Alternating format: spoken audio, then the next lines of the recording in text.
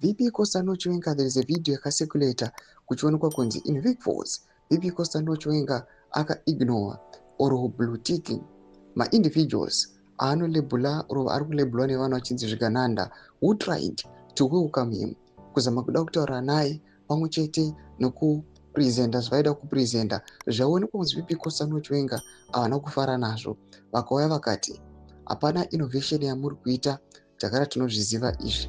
Panguva ino tiona kuti VP Costa Chiwenga was not pleased achiona Zvigananda zvichimuadresa nobva wasubscribe like on the bell icon. Tinopinda apa hendo yamunache ZW anoposta this picture.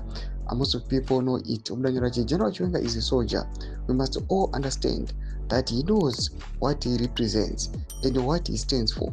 That is why mukomana akapiwa blue tick, even though akazama kudiveta the program from the owners of it to himself.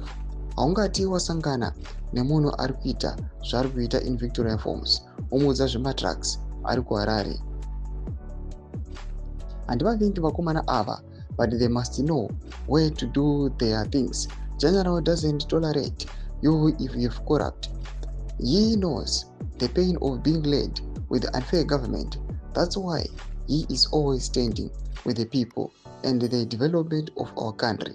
Tinoida Zimbabwe pasi ne 2030. Ndo mashoko anobuda panapa aita kwachinzi VP Costa Chiwenga knows kuti uyu munhu Chigananda uyu ATAURA, and panguva ino achioffer a deaf ear to this man.